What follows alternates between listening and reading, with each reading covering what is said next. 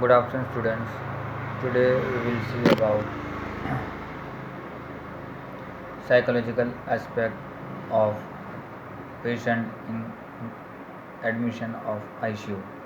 So, what itself says, ICU is basically a intensive care unit where patient will have a certain amount of critical issues. Then only it has been transferred.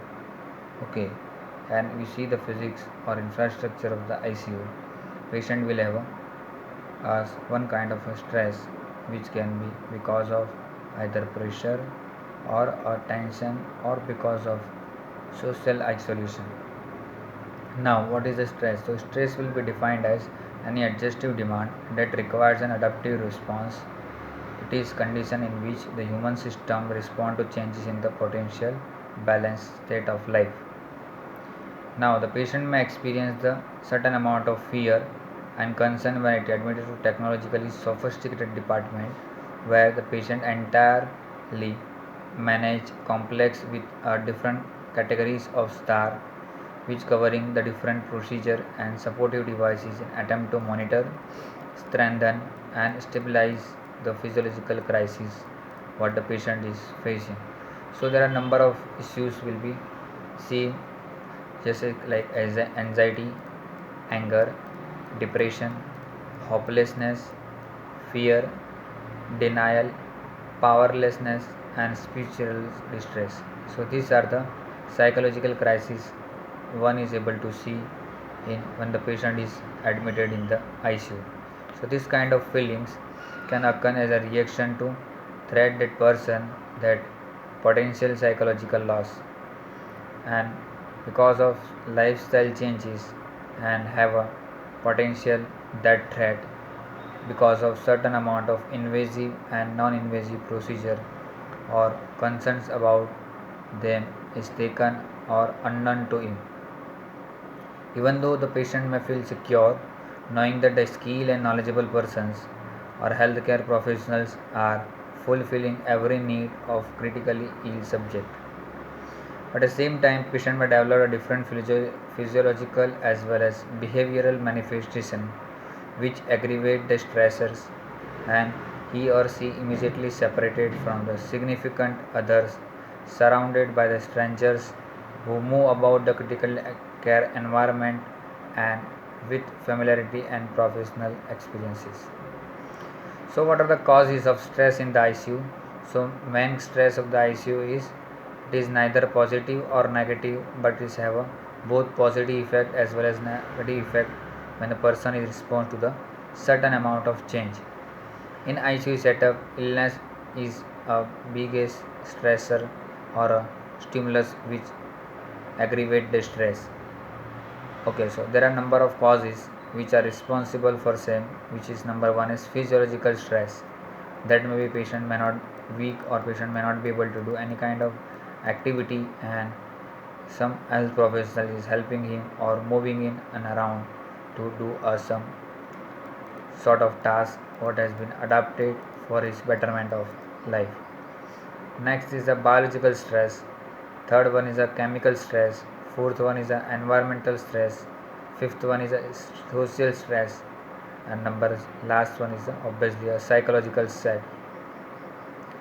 So as a part of ICU, we see what are the physical aspect which aggravate your stress, which will be the presence of a number of tube in the nose, mouth, or number of drips in the hand, leg, or in the uh, urine catheters or anal catheter like that, which is making patient discomfort and immobility which also causing certain amount of impossibility to sleep, and because of that patient does not able to do anything which is in heal wheel or auto controllable by him, which decrease the ultimately a muscle tone and which leads to development of sensorial deprivation and sensorial overload.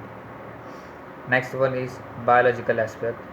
So biological aspect will include about the all kind of nosocomial infection is common just because of your sit and the ICU setup. Now chemical aspect. So certain drugs which are used, which is basically one kind of a chemicals, either maybe analgesics, sedatives, paralytics, anxiolytic drugs, and number of drugs which are also causing certain amount of side effects like headache, nausea, vomiting, diarrhea, and which is a burning, then again is a problem to day activities. Next one will be the environmental aspect. So the presence of a different amount of noise from the different devices, excessive overlighting, unfamiliar surrounding, and use of all kind of machines and jargons to control him or his physical activity. Now social aspect.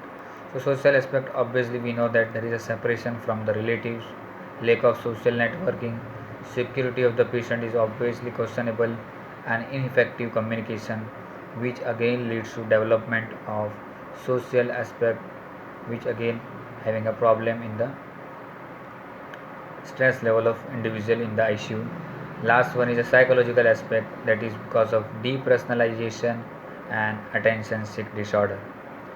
So what will be the attention seek, that patient may be willing to have water, but because of certain medical condition he may not be allowed to drink water, or he may not be allowed to eat something, then patient will have uh, that kind of attention seek, that he is not getting what he is willing, even though that health professionals or quality may be designed for betterment of subject himself, but at the same time patient may not digest this, and you will have patient will have a psychological stress. Now effect will have all kind of effects, will have a short term as well as long term effect. If you see the behavioral stress, effect of stress on the behavior, so that will be short term, that include in the drugs, alcohol, impulsive behavior, poor relationship with the others, and poor work performance. In case of long term, it will be marginalize the family and social isolation. In case of physical effects, that will be short term, there will be a certain amount of headaches, backache, insomnia, indigestion, diarrhea, nausea, excessive sweat, like that there will be a physical effects. Long term effect, that patient will develop a certain amount of heart disease, hypertension, obviously all kind of ulcer, pressure sore, and overall decrease in health status. Emotional, in short term, there will be tiredness, anxiety, boredom, irritability, depression, lack of concentration, and low self esteem. In case of long term effect on the ICU, there will be a depression, neurosis, nervous breakdown, and suicidal tendency.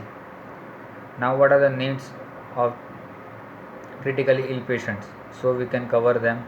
So, there are a number of 10 11 needs which can be covered to control his stress. Number 1 is oxygenation, number 2 is water and fluid, number 3 is food and nutrition, number 4 is mobilization, number 5 sleep and rest, number 7 is safety and security, number 8 is knowledge, number 9 is social needs, and number 10 is self esteem needs. So oxygenation, so respiratory symptoms like restlessness, confusion, respiratory rate, all has to be concluded with the help of ABG analysis and other auscultating the lung visions, and continuous monitoring of the saturation level should not go beyond 90%. Intervention suction should be done every 2 hours to keep the patient semi-Fowler or Fowler's position, measure peak pressure and inform if necessary, sedate the patient if it is not controlled, and decrease the FI to less than 50%. And water and fluid, access the monitor vitals and continuously monitor urine output and report if it is less than 30 ml per hour, and like that we have to settle with the water and fluid level.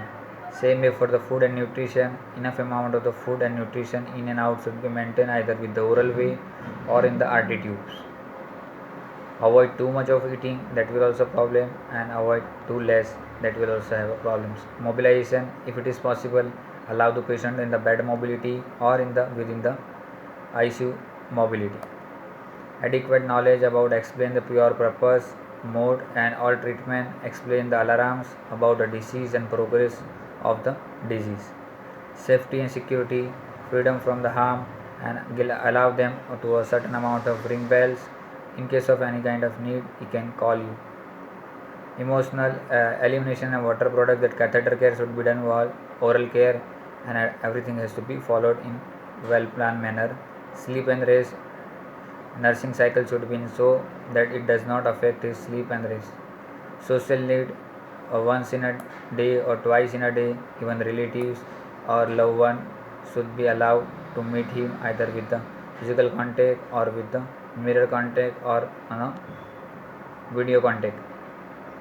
And self-esteem needs, if the patient is having some kind of need like reading the newspaper, reading something, that has to be controlled. This is how ultimately we are decreasing the stress of the family as well as individual in the if the patient is admitted in the ICU.